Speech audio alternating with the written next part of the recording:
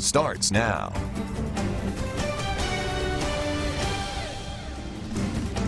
Thanks for joining us tonight at 10. A World War II veteran from the Magnolia State is laid to rest today. Captain Charles Hull spent 4 years protecting and serving our country in the Army Air Force. Today, family members and friends, they gathered to honor and celebrate his life.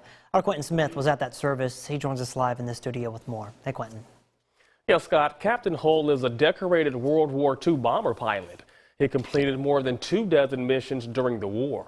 The 98-year-old died this past Friday, and although he's gone, family members and friends say the service that he gave to his country and his community will never be forgotten. Bidding farewell to a hero. He was an incredible man, very generous, loving, very brave. With heavy hearts, family members and friends said one last goodbye to Captain Charles Hull. The Winona man loved flying airplanes, and that passion is what led to him joining the Air Force. He flew the 25 missions bombing. He was a bomber pilot over Germany, and successful missions because he came back to be with us and lived to 98. But he was awarded the Distinguished Flying Cross and an Air Medal for all of that bravery and success that he had with that. Captain Hull spent a total of 4 years in the military and loved what he did. However, his niece, Sandra Hull Inman, says he wasn't too quick to reflect on his time in the war. Sometimes he would get emotional about it, and we thought he just had PTSD, you know. But do you know what it was? I asked him one day, and I said, why do you get emotional and you start crying when we're talking about the war and all? And he said, well, it's because I lost so many of my friends. She says the war had a big impact on her uncle, which led to him retiring from the military. He went on to become a successful businessman in his hometown, but when asked what she'll miss most about her uncle, Hull says it's the quality time that the two always shared. I would go and watch the football games with him every Saturday on TV, and we'd talk about football, and we'd pull for certain teams that were like, you know, and I won't mention any names right here now, but he really enjoyed the football, and that's what I'm really going to miss about him. There was a flyover for the captain during his burial ceremony. He traveled to all 50 states, 74 different countries, and crossed the Arctic Circle 4 times. After proudly serving his country, family members and friends say the decorated veteran can finally rest in peace. He's my hero, and who wouldn't be a hero that did what he did in the war? Now, back in 2016, the state legislature commended Hull with a resolution recognizing him for his achievements. If anyone is interested in making a donation in his honor, just visit our website at WCBI.com. Weather-wise here tonight, all quiet across our region. Temperatures are cooling on down. Some spots into the upper 30s. Other locations still in the low and mid 40s. But in general, we are looking at lows tonight down into the mid to maybe upper 30s. Perhaps a little bit cooler too if these high clouds just remain on the thin side. But notice we do have a big shield of high clouds streaming back into the region. Now we will expect some clouds in the area tomorrow. A mix of sun and clouds, we'll call it. Temperatures in the 60s. If you're heading west, look at Dallas, 74 degrees, a little bit cooler back to the northeast. But tomorrow's our last dry day. We'll have a chance for some rain. It looks like Friday, a pretty good chance there. Also, maybe late in the weekend and also early next week, too. We'll have more details on those systems headed our way coming up. New tonight, a Ripley doctor is being accused of improperly billing Medicaid for a joint pain relief drug that he never gave patients. According to court records, Dr. Christopher J. Cummins, owner of Magnolia State Family Medicine, was paid nearly $84,000 for supposedly using the drug Hyalgen to treat knee pain in his patients between 2010 and 2017. U.S. attorneys say Cummins was actually using a compounded drug being marketed as Hyalgen and never told his patients that they were not receiving the actual brand name. The request for reimbursement and damages by the government comes because Cummins turned in paperwork saying he had used the actual drug and not a compounded version of it. Beginning in January, Mississippi's Senate will be under new management. Secretary of State Delbert Hosemann moves into the lieutenant governor's seat, and Lieutenant Governor Tate Reeves will be in the governor's office. The two backed different ideas during the election, but will those differences turn into a rift in the party? Or will it be business as usual? Cordy Ann Jackson has more. New senators attended an orientation Wednesday, just 34 days ahead of the 2020 session. Governor-elect Tate Reeves will gavel in the Senate for the first 3 days of the session before Delbert Hosemann is sworn in for the role. He'll be sworn in as governor on January 14th. We got a lot of work to do over the next 5 months. And there are topics that are already raising question marks. Some Republicans, including Hosemann, have expressed support for raising the gas tax and considering Medicaid expansion or reform options. But Reeves says Mississippi voters, and particularly conservatives and Republicans, stood up and said, we don't want taxes to be raised, and we don't want more government intervention in either the healthcare sector or in our insurance markets. For that reason, Reeves isn't softening his position. Anyone in the legislative process that decided that that's what they wanted to do, they certainly have the right to do it, but it certainly goes against what the vast majority of their constituents would like for them to do. He agrees more needs to be done with infrastructure and health care, but says he'd like to see innovative yet conservative solutions. As for his priorities, I hope that we'll see going into the new legislative session is that we focus on job creation, bringing better and higher paying jobs. Reeves would like a $100 million investment in workforce training. He also wants to build on K-12 successes, pointing to the recent #1 score for gains on a national test. The 2020 legislative session begins January 7th. Courtney Ann Jackson, WCBI News. Students in Houston are getting help finding their future job. Houston High School's new career coach is sharing her experience in the business world. Riley Martin has more. Joy Deason's door is always open at Houston High School. How you doing? Deason started as career coach this August. The new position is funded through a grant from the Create Foundation. We are the vehicle that takes our students where they're trying to go. And sometimes the dotted line between where they are and where they want to be and can be is just not very obvious. Each student Deason works with starts with an aptitude and interest assessment to find their strengths and skills, and then start developing a plan for life after high school. Deason says a 4-year college plan is not for every student. You don't have to go to college if you don't want to go to college. If that is not where your gifts can shine, there are so many other opportunities for you. If you're ready to learn and work hard, you can have a really great future in the state of Mississippi. Deason spent years as a business consultant before coming to Houston High School.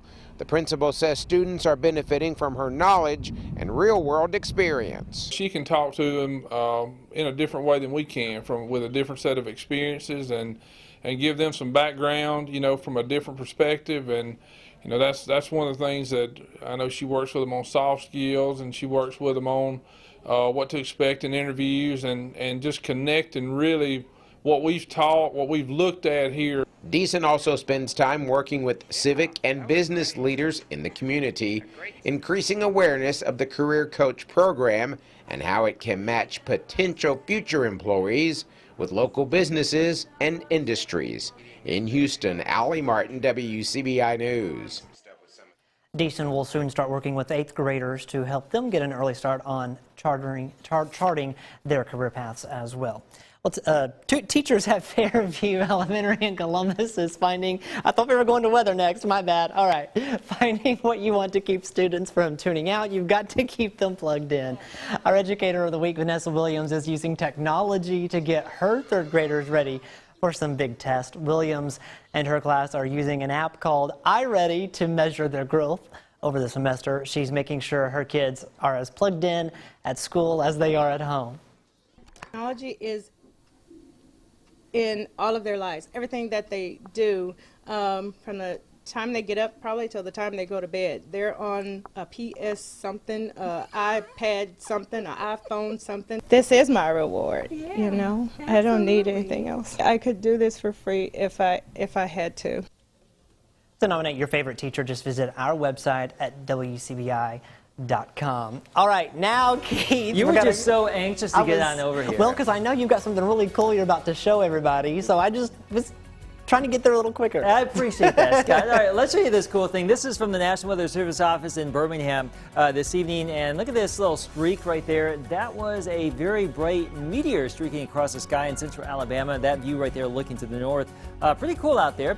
We'll be back with your full forecast coming up next. WCBI's Educator of the Week is brought to you by Food Giant, where your neighbors are the owners.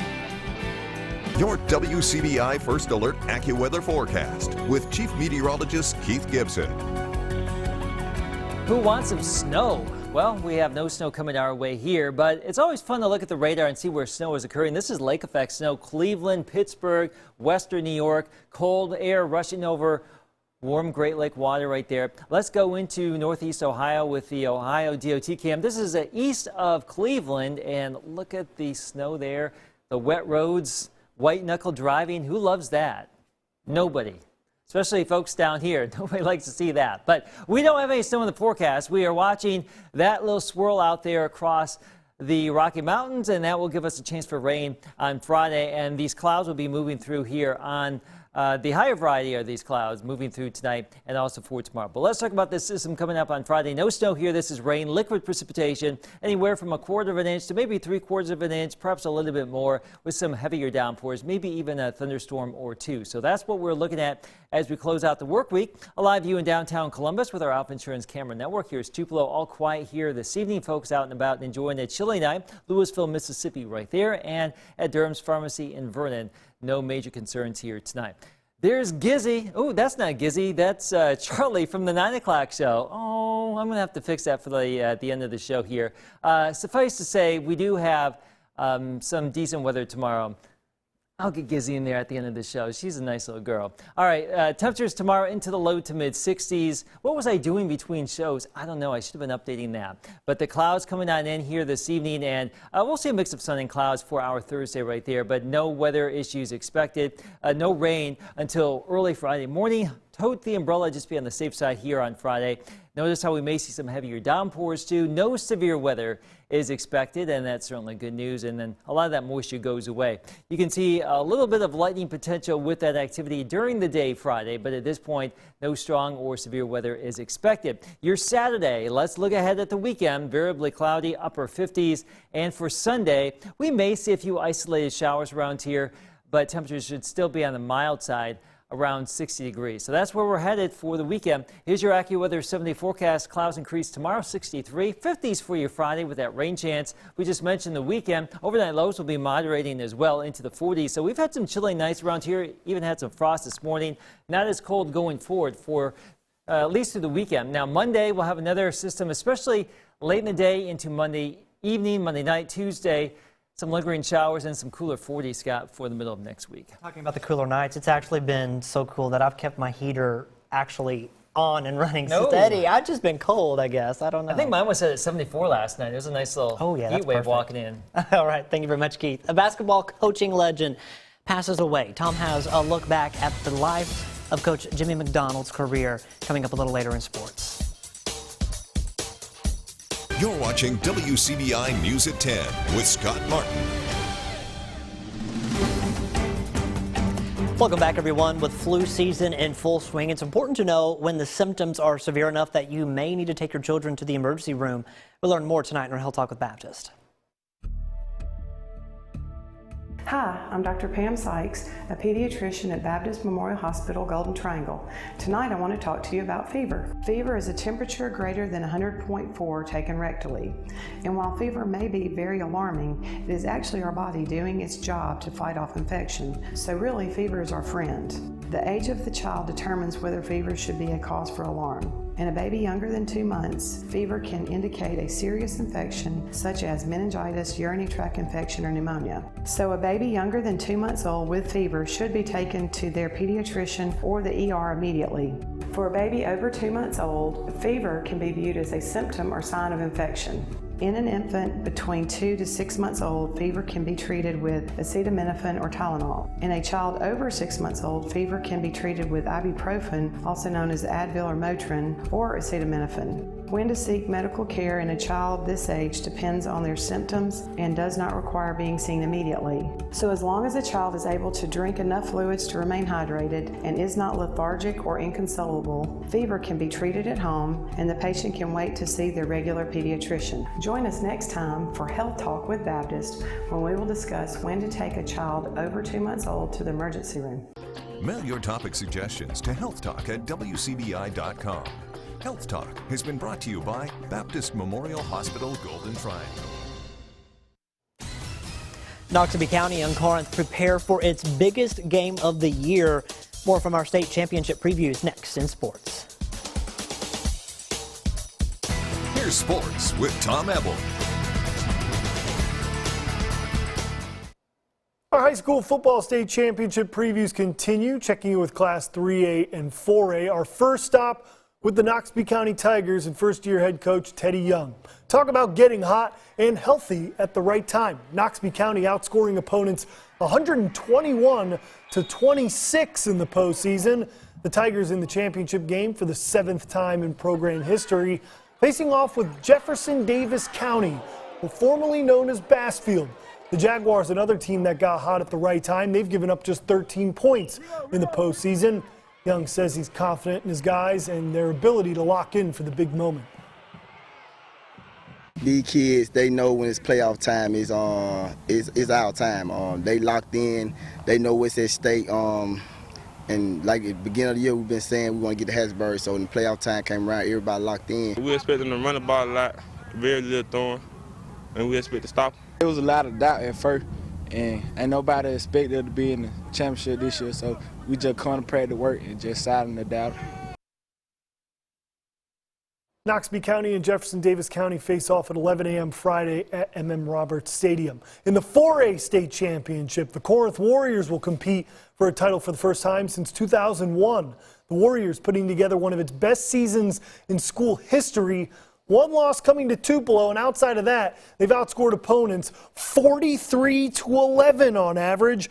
Corinth will face Poplarville in a matchup between two of 4A's top rushing offenses. Number 1 versus number 3 in total rushing. Both teams with a team total of over 4,200 yards. Warriors head coach Todd Lowry says his team has the qualities that you'd expect from a championship caliber team. They have grit, just a gritty, hungry team that wants to win. Another word would be selfless. They're selfless. We've got a lot of weapons. We got a lot of guys that can carry the ball, catch the ball, throw the ball. But when it comes down to it, they just want to win. It doesn't matter who's getting the ball.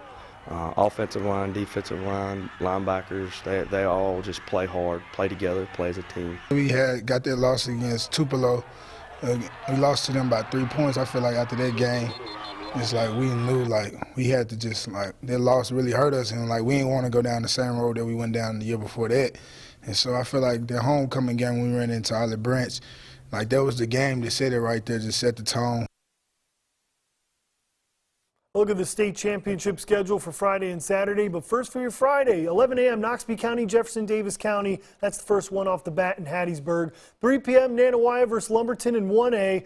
If you want to see the preview, go to our website, WCBI.com. And coming up tomorrow, we check in with the Oxford Chargers. 7 p.m. Oxford Oak Grove for the 6A state championship. Then on Saturday, Corinth and Poplarville right off the bat, 11 a.m. Saturday in Hattiesburg. And then at 3 p.m., the 2A state championship between Northside and Taylorsville. And last but certainly not least, we check in with them tomorrow as well. The West Point Green Wave taking on Picayune. All of these games will be broadcast on the My Mississippi channel. Make sure you go check your local listings. It's been 10 days since we last saw Mississippi State men's hoops play a game. While the break would drive most coaches and players mad, there was a reason behind the scheduling. Head coach Ben Howland saying the schedule was built that way in hopes of getting Nick Weatherspoon back for the Myrtle Beach Invitational and to have the All-SEC guard back for its biggest game. Initially, going into the season, I thought that there was a good chance, based on information that was being fed to me, that Nick would be eligible after missing just 5 more games. So in order to have him ready to play that Villanova game, which is what we were shooting for, we front-loaded the schedule. We played 4 games prior to going to Myrtle Beach, where typically you'd only probably played 3. And so that's why this break occurred, is because we tried to front-load expecting that he would be eligible. It didn't work out. The Bulldogs back in action tomorrow against Louisiana Tech. Ole Miss women's basketball falls on the road to Texas Tech 84-48. Rebels fall to 5-4 on the season, 0-2 on the road. Sad news out of Holka today. Basketball coaching legend Jimmy Guy McDonald has died. The Daily Journal first reported the news. McDonald coached for 49 years, winning a total of 1,772 games as a boys and girls basketball coach, spending most of that time with the Holka Wildcats. McDonald led 3 state championship teams as well as a Grand Slam title back in 1975. McDonald was 71 years old. WCBI News will be back after the break. I promised you Gizzy, and There Gizzy she you have. is. Okay, there she is. Yes. All right, so tomorrow we wake up in the 30s, back into the 60s in the afternoon. So dry weather tomorrow, rain, a little bit of thunder possible Friday, some heavier downpours. The weekend should be generally okay, but more rain and some wet weather early next week. And Tom, you guys will be heading down to Hattiesburg tomorrow or Friday Friday morning? Friday Yep, morning. that's right. All right. Well, thanks for watching, everyone. Have a great night, and we'll see you back here at the same time, same place.